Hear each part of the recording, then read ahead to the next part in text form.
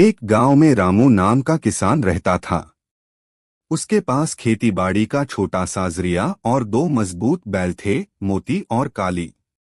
रामू अपने खेतों में इन बैलों के साथ हल चलाता और अपने छोटे बेटे गुड्डू के लिए मेहनत करता था।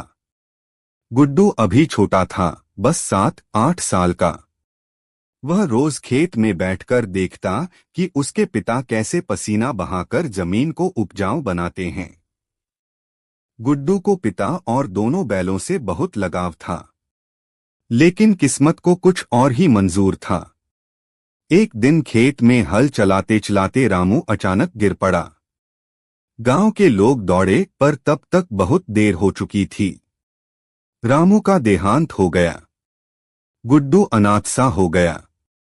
उसकी आंखों से आंसू थमने का नाम नहीं लेते थे। गांव वाले भी दुखी थे, पर किसी के पास उसे पालने की शक्ति और साधन नहीं था। ऐसे कठिन समय में गुड्डू के सहारा बने वही दो बैल, मोती और काली। रामू की चिता से लौटकर जब गुड्डू अकेला खड़ा था, तो मोती और काली धीरे धीरे उसके पास आकर खड़े हो गए, जैसे कह रहे हों, डर मत, अब हम हैं तेरे साथ। अगले दिन से एक अद्भुत दृश्य गांव में दिखने लगा। दोनों बैल अपने आप हल लेकर खेत में उतर जाते। गुड्डू छोटा था, वह सिर्फ बैलों के साथ चलता। धीरे धीरे बैल खेत जोतते, फसल उगाते और गांव के लोग भी आश्चर्यचकित रह जाते। गुड्डू उन बैलों के साथ खेत में समय बिताने लगा। वे न सिर्फ उसका सहारा बने, बल्कि उसके लिए माँ बाप जैसे हो गए। वे फसल उगाते, अनाज आता और उसी से गुड्डू का पालन पोषण होता। साल दर साल बीतते गए।